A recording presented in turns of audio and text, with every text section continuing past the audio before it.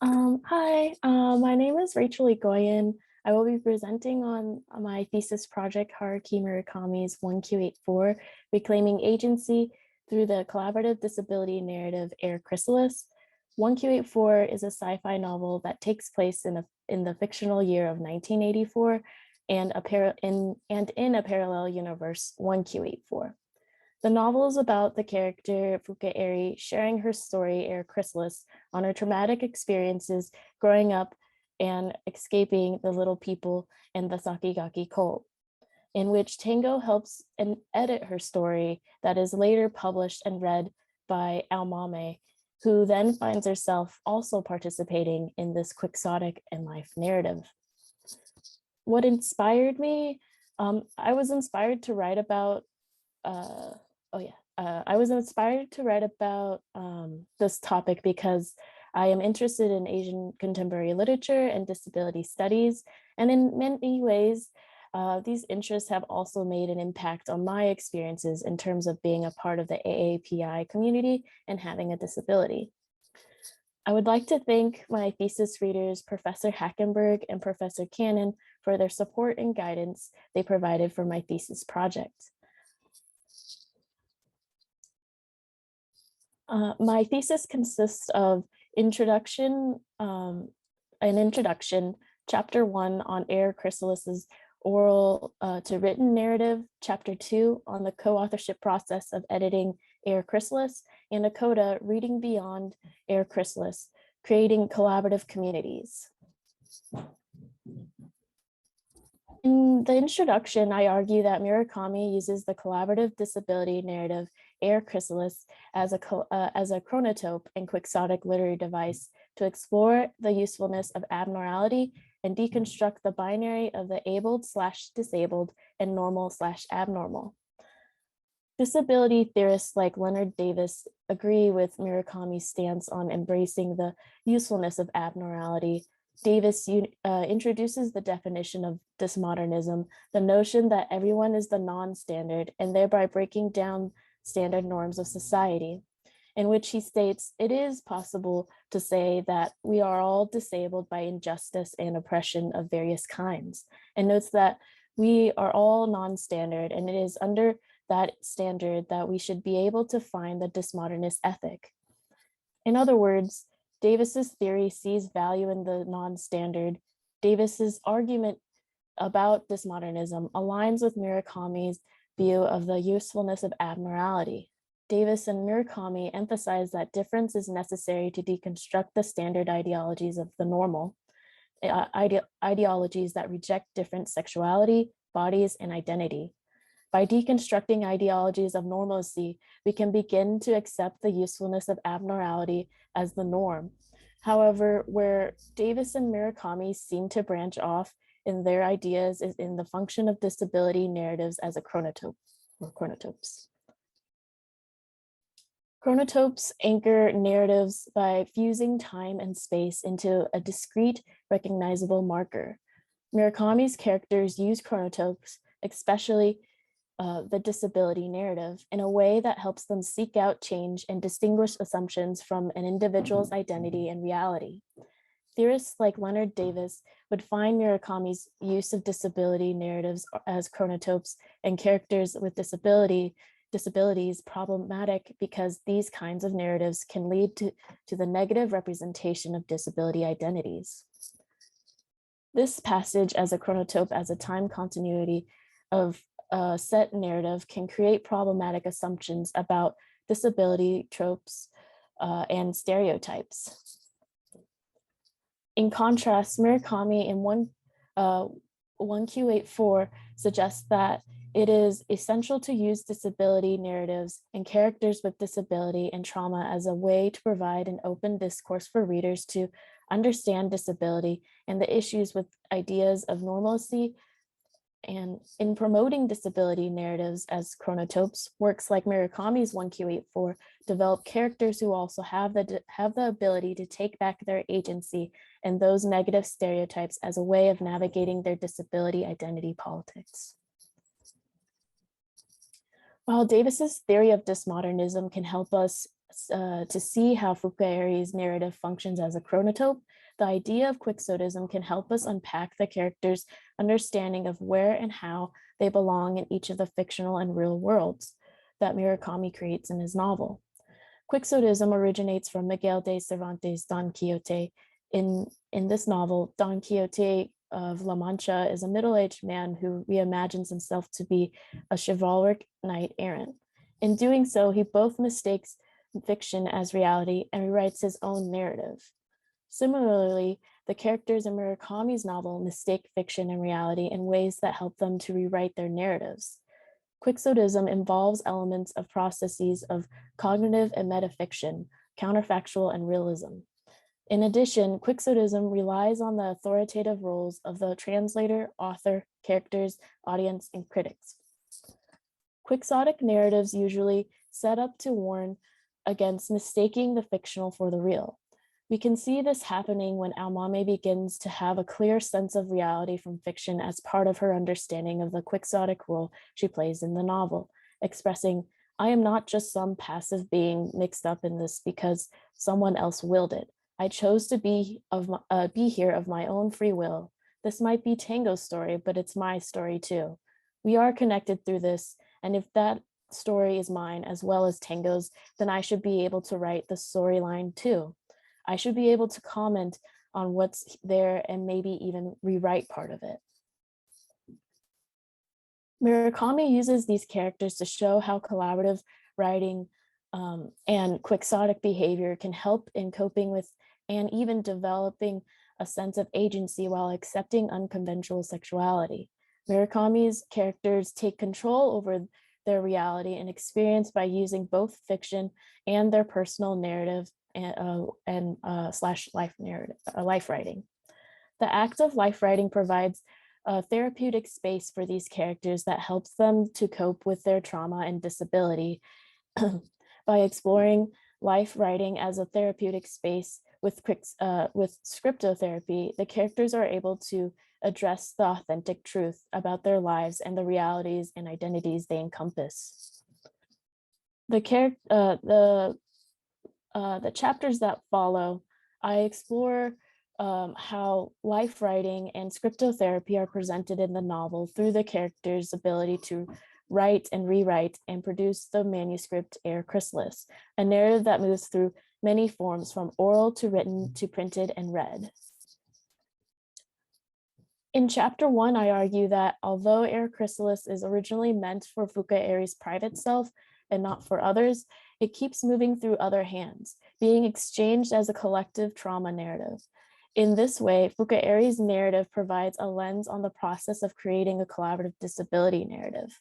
Chrysalis is a collaborative disability narrative because not only does Fukuyari identify as an author with a disability, but the narrative expresses personal memory and trauma that explores representations of disability that also seeks out communal aspects of belonging and acceptance as a form of healing and coping for the oppressed voice and body. As a collaborative disability narrative, Chrysalis highlights the importance of resisting and breaking down the boundaries of standard norm in single narratives. Therefore, it reinforces multiplicity and thus the idea of dismodernism through engaging practices that align with the universal design for learning. Ultimately, Fukuyari's narrative restructures power dynamics, subverting the agency and authority of the single author, editor, and reader. Although universal design for learning is an approach that is mostly applied in classrooms and curricula, this approach can offer a lens on how disability studies theories like dismodernism can help create accessibility and be used to work towards establishing equity and embracing the notion of difference. Both Leonard Davis's theory of dismodernism and Mayer and Rose's schema for universal design for learning can help us understand how Chrysalis and being collectively narrated creates a communal and collaborative experience for the author, the characters, the narrator, the editor, and reader. In 1Q84, Fukuyari's family friend Azami transcribes her life story into the manuscript of Chrysalis. Azami's transaction of writing down Fukaeri's oral narrative creates opportunity and space to investigate and interpret how the authentic truth is important and or impossible to obtain, and also how the idea of authentic truth might be better conceived as an expansion of agency. Azami and the other characters, such as Azami's father, Professor Ebasino, who is also Fukaeri's guardian, use methods we can connect to UDL to help Fukaeri regain her speech and literacy after her traumatic experiences with the Sakigaki cult, having left her catatonic. For instance, Professor Ebasino encourages Fukaeri to listen to other narratives instead of reading them as a way of regaining words and becoming able to tell her story. Eri's ability to tell her story increases her agency and makes her visible of her oppressed voice in a patriarchal society. In chapter 2 explores the anxieties that arise for Tango when editing Air Chrysalis, and how the novel offers a solution to these anxieties by suggesting a co-authorship process of editing that aligns with the processes such as we can find the Native American life writing in the Japanese I novel. Murakami endorses a co-authorship process that uses embedded narratives, literary references, dreams, and memories as a written form of healing and reflecting on the self and other. The co-authorship process of editing is a collaborative form that embraces multiple voices in a single text, allowing the writer and reader to be open to new perspectives and new meanings. The negotiation between the self and other involved in this co-authorship process help characters in Murakami's novel to heal from trauma by making space for everyone and allowing for multiple voices.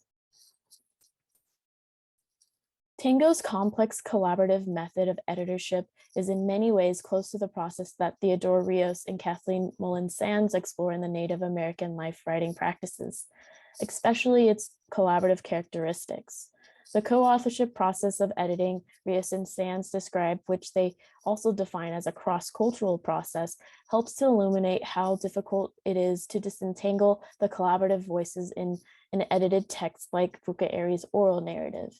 Indeed, Rios and Sands assert that such processes of editing blends together the consciousness of the investigator and the subject, perhaps to the point where it is not possible to disentangle them. The editor co-constructs the collaborative life narrative by not trying to disentangle, but rather embrace all the perspectives.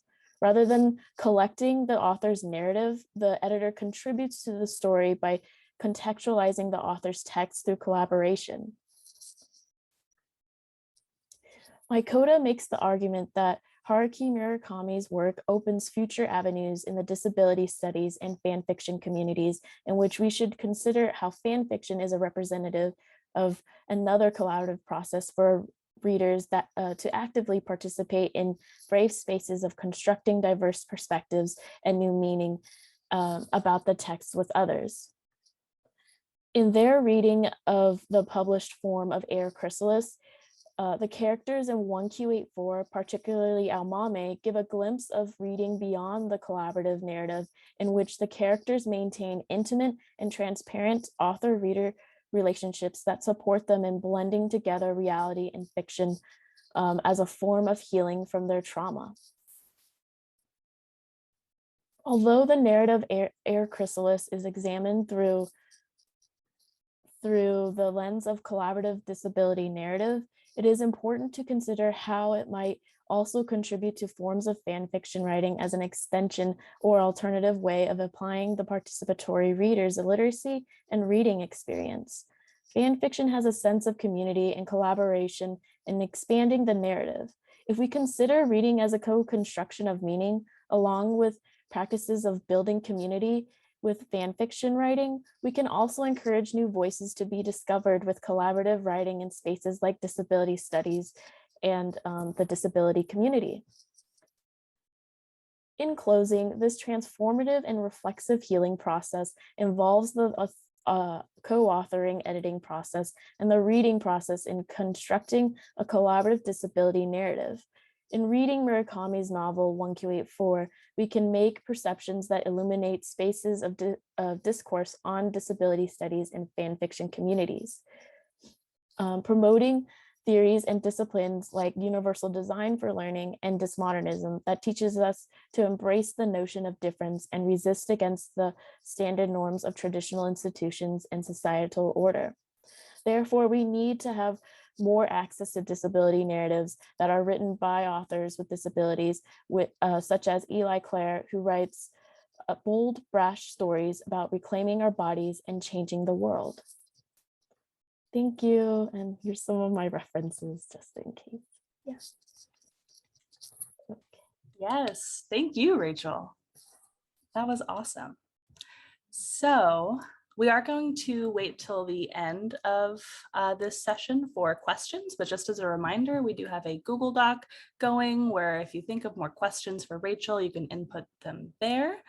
But without further ado, we are going to move ahead to Maggie. Now, Maggie told me that her internet is a little bit spotty, so she is going to play it by ear, might not have her camera on, okay? So Maggie is wrapping up her last semester of the MA English Literature program at SF State. She is currently working on her thesis about Dracula and his ability to break through heteronormative barriers. While completing her studies at SF State, Maggie had the opportunity to work as a research assistant for Professor Elizabeth Hunter. That assistantship helped her expand her research on fan fiction, which later helped her develop the paper she will be presenting, Quixote and Fan Fiction, The Great Gatsby as Fan Fiction of Great Expectations. So whenever you are ready, Maggie, you can take it away.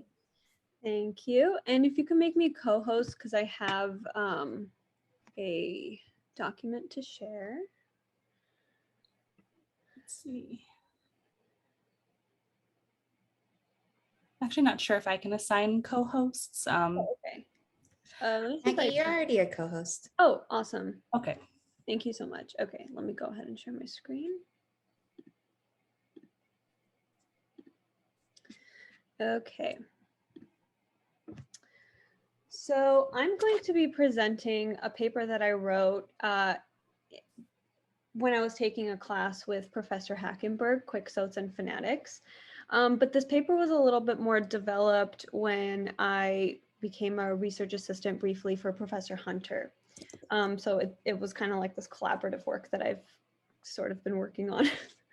But I'm going to be presenting on fan fiction, and I'm going to be analyzing The Great Gatsby as a possible fan fiction of Great Expectations. I believe that talking about fan fiction is important because it's largely left out of academia.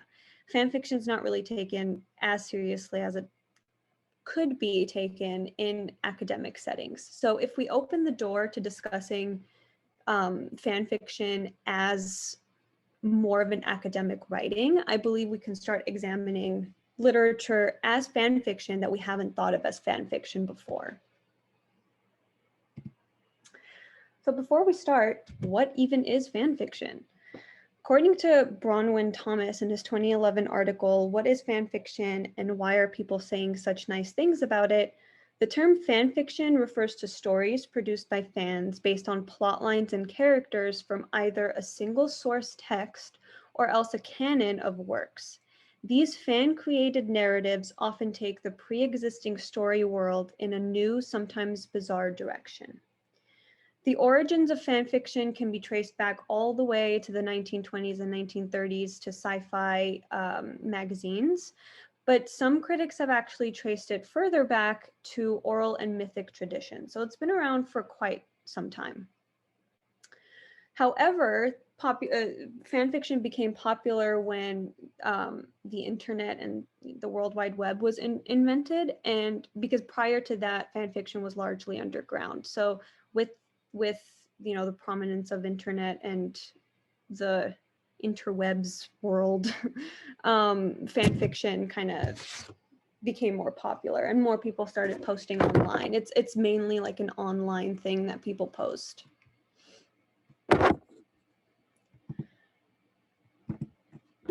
Okay. So it's also important to note that fan fiction is very reader oriented. The literature that's produced in fan fiction highlights the desires of the reader. So if the original work, for instance, has two characters that fans appreciate, they can take those characters and write a piece of fan fiction that's centered around those characters in a very idealistic way, in a fantastical way that they want the characters to be portrayed as. So in that sense, fan fiction can be highly sexualized. It doesn't have to be, but it's important to note that it can be, especially modern fan fiction. So we can't really talk about fan fiction without dedicating a segment to Don Quixote. The Quixotic character, which is a character that emerges from Don Quixote, is someone who tries to turn their idealism into a reality. So they always have this idealistic expectation that they want to come true. And we see this concept in Miguel de Cervantes' Don Quixote. Not only is fan fiction inherently quixotic, but the writers of those fan fictions are also quixotes. So fan fiction is an idealized version of the original text, but also the writer of fan fiction is a quixote in the sense that they are idealizing this particular text, this specific text. They paint this idealized version of a fantasy world that they wish was a reality. So now that we know a brief condensed history of fan fiction and we've been introduced to the quixotic character, we may begin thinking about pieces of literature that have the potential of being fan fiction of other works. So would it be such a crazy idea to examine The Great Gatsby as fan fiction of Great Expectations? Probably, but it's interesting because we open up the door for more thorough examination of what fan fiction is, and we introduce it to the academic world. So we're not saying that fan fiction is purely just online, random people write it. We're saying fan fiction can also be classic literature that we've been introduced to throughout various parts of our academic journey. So, fun fact, Fitzgerald was actually a pretty big fan of Dickens. According to Sheila Graham in her memoir, College of One, Fitzgerald recommended books to her that they would both read and then discuss together. And one of the books that he recommended very highly to her was Great Expectations. Great Expectations was published in 1861, and it follows a young man who idealizes the metropolis and wishes to advance his life there. We can see similarities between the plotline of Great Expectations and the plotline of The Great Gatsby. The Great Gatsby does have some twists and turns that Great Expectations doesn't necessarily have, but they're very similar in their plotlines. So some interesting similarities between the two novels that connect them together are that both Gatsby and Pip are quixotes. So they're both idealizing this aspect of their life that they want it to be a reality. They both reject their parents in order to achieve this idealism. So Pip rejects his adoptive parent Joe because he doesn't see Joe as fit to take care of a would-be gentleman. And Gatsby also rejects both of his parents, with the narrator saying his imagination had never really accepted them as his parents at all.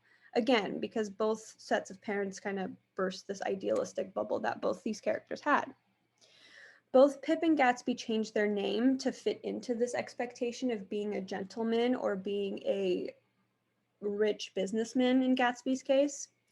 And both novels have the word great in it, in the title. That's ironic. So the Great Gatsby, though he isn't all that great at the end of the novel because it's all a facade, and the Great Expectations because they're so grand that they're impossible to achieve. Both Pip and Gatsby have this thing, this structure, source, physical thing that symbolizes their journey and their desire to reach their expectation.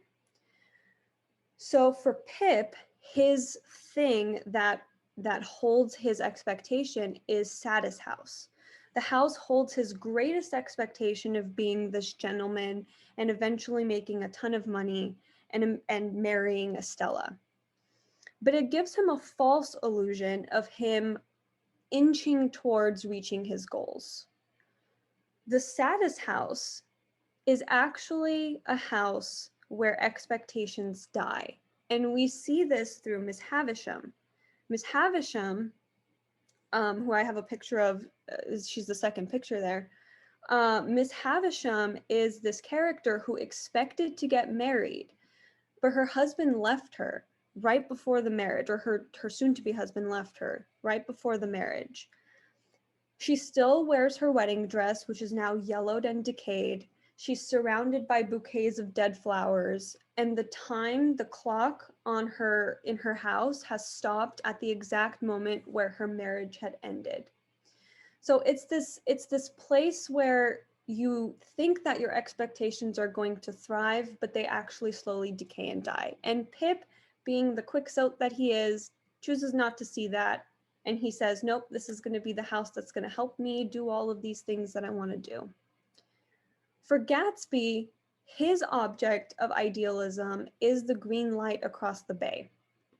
He uses this green light as a motivator to inch his way closer to Daisy, because ultimately what he wants is to be with Daisy.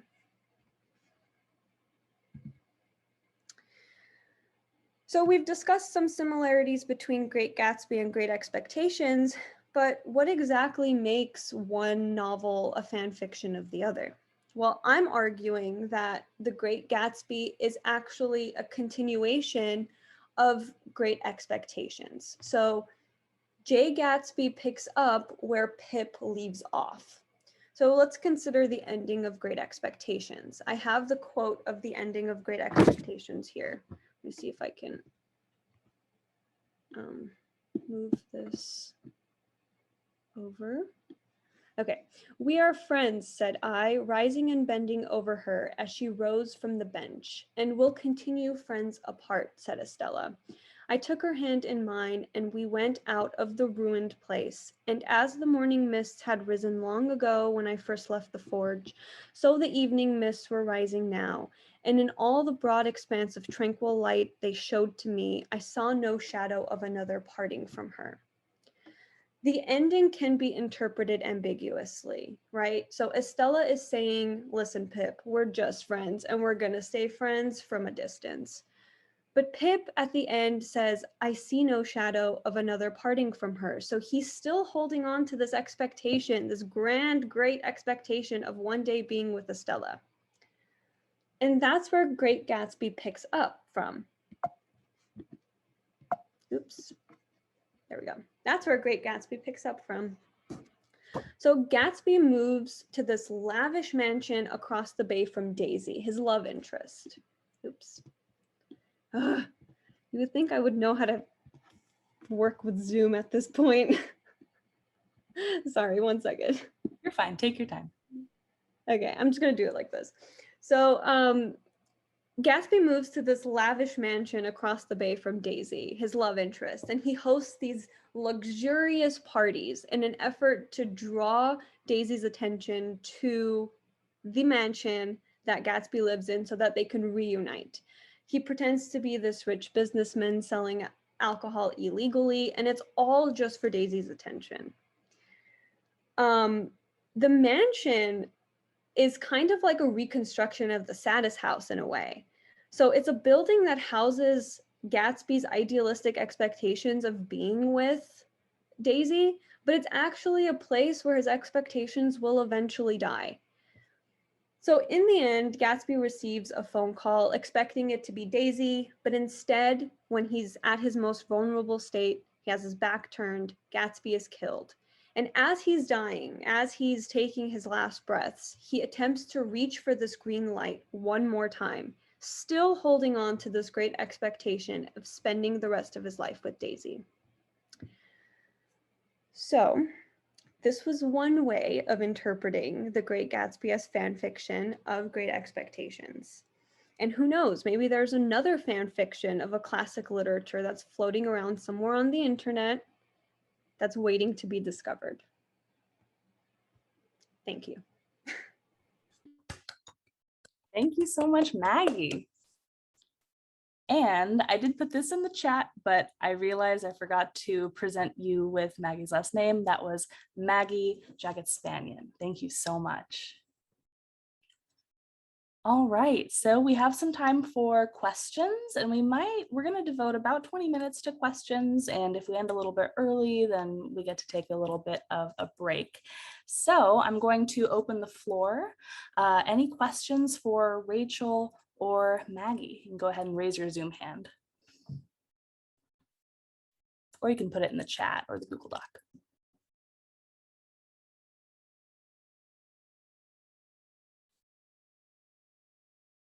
All right, I see a question from Summer. Go ahead, Professor Starr. Okay, great. Thank you both so much for your papers. It's exciting to hear how these projects have come together. They're so complex and so much good, interesting research and thought in both of them. I do have a question for Maggie.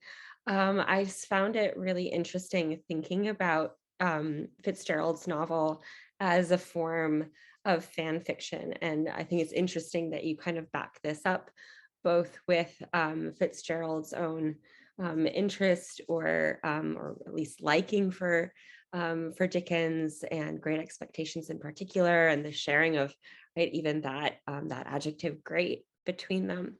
One thing that I'm sort of interested in is the division line between something being fan fiction and something or a text simply sharing themes or sharing qualities of plot or of character trajectories. At what point do you say, no, this isn't just two novels that are interested in a similar dynamic or a similar development? No, this is fan fiction. So I'm curious to hear a little bit more from you about that, if you don't mind. I think I mean, there are a lot of coincidental similarities between the two novels, and I just think one way of interpreting the similarities, especially because what's his name, Fitzgerald was interested in Dickens, and he was a fan of Dickens and often read Dickens and discussed Dickens. I thought maybe these similarities aren't as coincidental as they were once thought, maybe. And then taking that, Quixote and Fanatics class, and it was a class just filled with like, what even is original thought? I just thought this would be interesting. This would be like a little interesting experiment to do to see if it actually works or not. I just think it's one way of interpreting it. And in doing so, I think it just opens up more discussion about fan fiction in general. I'm not sure if that answered your question. I'm not sure how to answer your question. No, I think that's no, you put it, I think, really well, especially thinking of it as an experiment. Yeah. That just seems really productive to me. Thank you. Thank you. All right, thank you so much. And I see a hand from Karen. Go ahead. Thank you. And thank you, Rachel and Maggie, for that amazing presentation. I got to see other sides of you besides the tutoring, or with Maggie, the tutoring side. I also had a question about fan fiction. And I think this is more toward Rachel, but I'd love Maggie to weigh in too. Fan fiction as a healing space. My daughter writes a lot of fan fiction, and she is part of the queer community and also the disabled community. And she finds it incredibly motivating and healing. And she'll send me texts with like quotes from what people who follow her have said about her writing. So what I'm curious about, because I have never written fan fiction, is do you think that fan fiction is sort of uniquely healing as opposed to writing not fan fiction?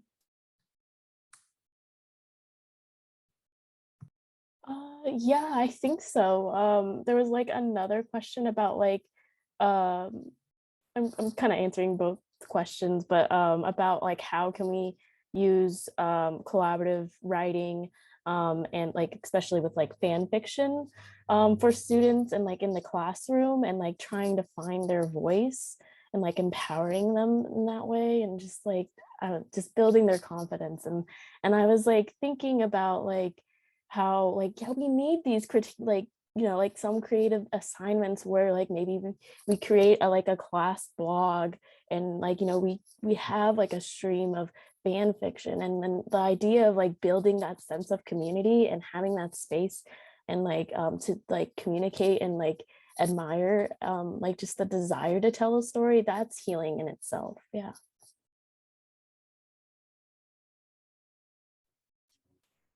Thank you, Rachel and Karen. And Maggie, did you want to chime in on that?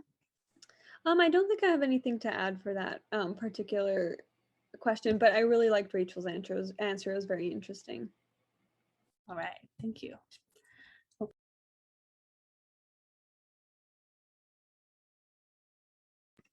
I'm muted, sorry. Okay, thank you so much. So I do have a couple of questions to pull from the Google Doc, and I am going to direct this one at Maggie. What role do you think fan fiction plays in the canon? Do these external stories influence the universe of the original narrative at all? Should they? What do you think? That is a complex question. Can you repeat the question for me, please? I don't think I have. Let me actually open it. Yeah.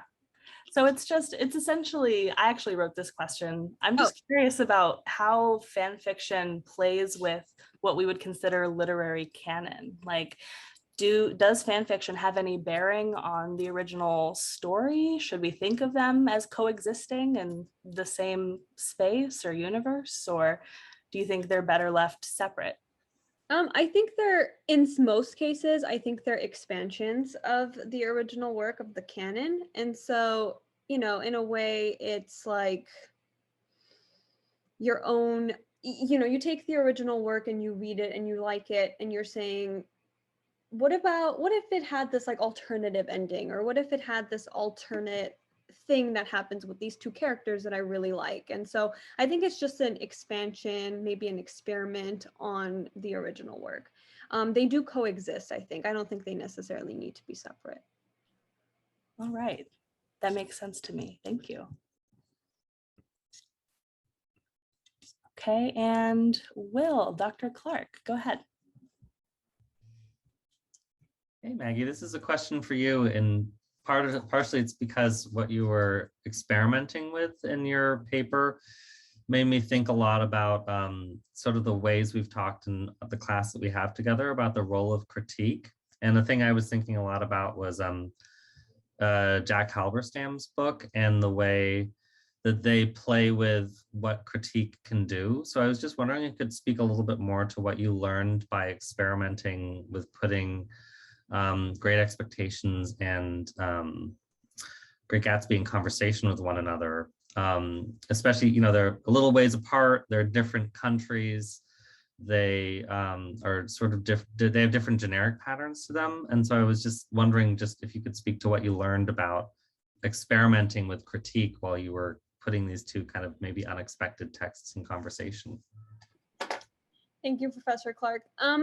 Yeah, I think what I learned was just, I learned a little bit more about fan fiction. That's basically what I learned.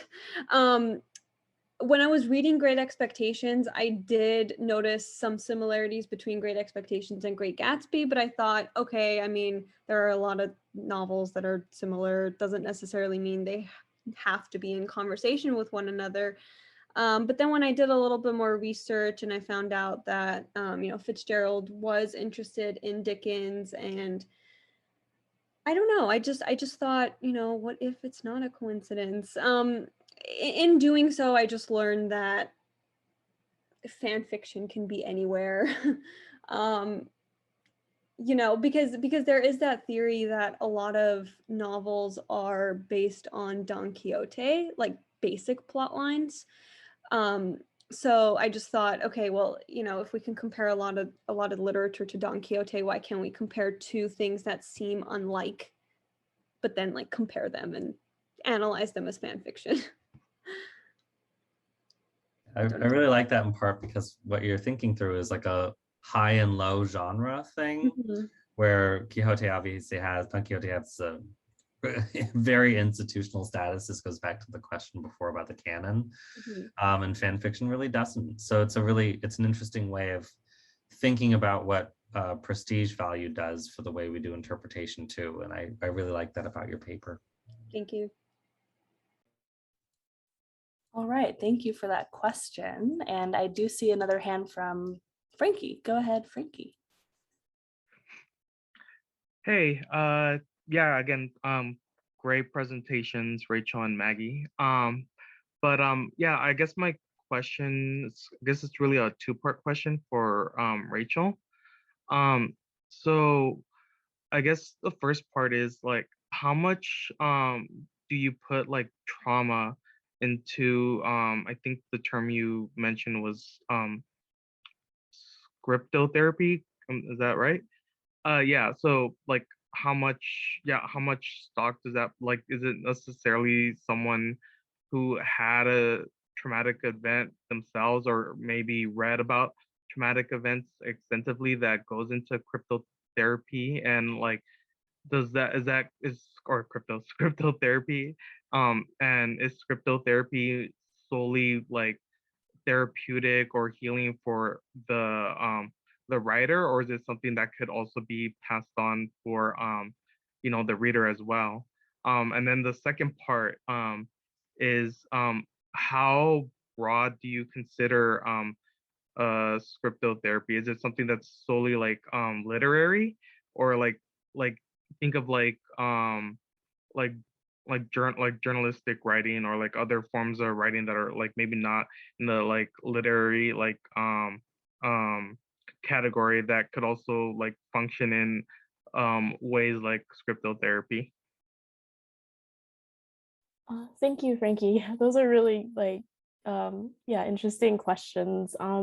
Yeah, when I was thinking of like scriptotherapy, specifically for 1Q84, I was like really like examining the characters and what their trauma was, and Tango and Almame and even Fukaeri, they a lot of times they keep going back to these repeated memories, and they're always like reflecting, and through that there was like a quote where Tango, he acknowledges that like through this editing process, so I think even editing can be part of scriptotherapy too, going back to, and like returning to your writing.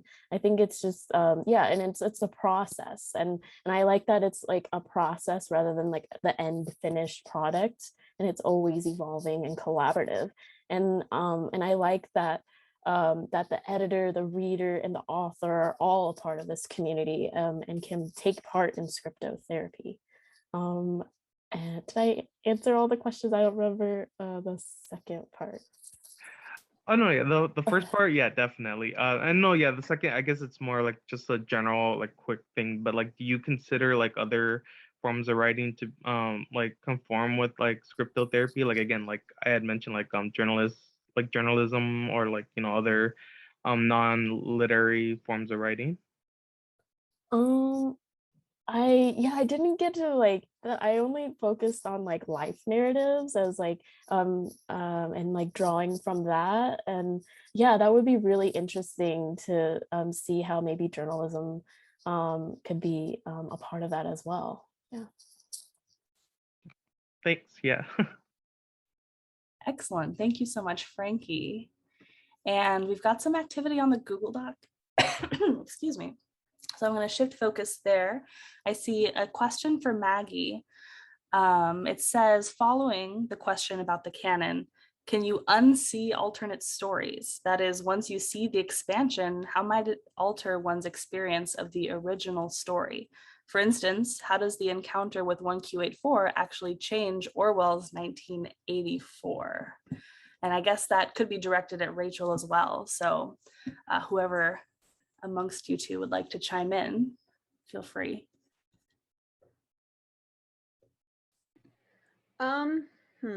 Let me think about this really quick. Can you unsee alternate stories? Yeah, I mean, I just think it's one way to look at a story. So, you know, there are many ways to interpret a novel, a story, a fiction, a writing. I just think that considering it as an expansion of something else is just one face of it. It's just one way of looking at it. So yeah, I think you can unsee it and just, you know, interpret it in a completely different way. Yeah, I don't know if that answers that. It's a very interesting question. I'm not too sure how to answer that question. If Rachel wants to chime in, that'd be great. I think like what Maggie, what you're saying is like that's kind of like one lens to see it, but like when I see like unsee it, like I guess it also places the agency in the reader or the author, and I think that's what matters with fan fiction too, where that agency is. Yeah. All right, thank you both. And I see a hand from Sarah N. Go ahead, Sarah. Hi. I don't really have a fully fleshed out question, but I did want to ask something fun, because I know that a lot of blood, sweat, and tears went into the research that Rachel did, and I'm sure that Maggie did as well.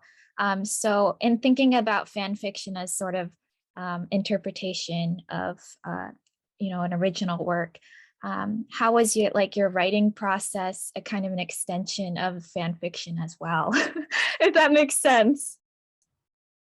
Yeah, at times it was really weird because like I felt like Murakami was like we were on the same level and like he was talking to me, or like I found these quotes were like co-authorship quotes, and I was like, oh my gosh, like we're vibing and I wish I could meet him. And he has his own fan fiction community, his own website. You can like see his little desk. I put it in my Google Slides, and so that was really fun. And at times I was like, yeah, I feel like this piece is like a fan fiction, my interpretation, and I'm the reader. Like I kept switching, like whether if I would like, it was like when I was like revising and like thinking like, okay, Almame is a reader, but what about us as the reader? And like specifically me, what am I feeling? What am I learning? So yeah.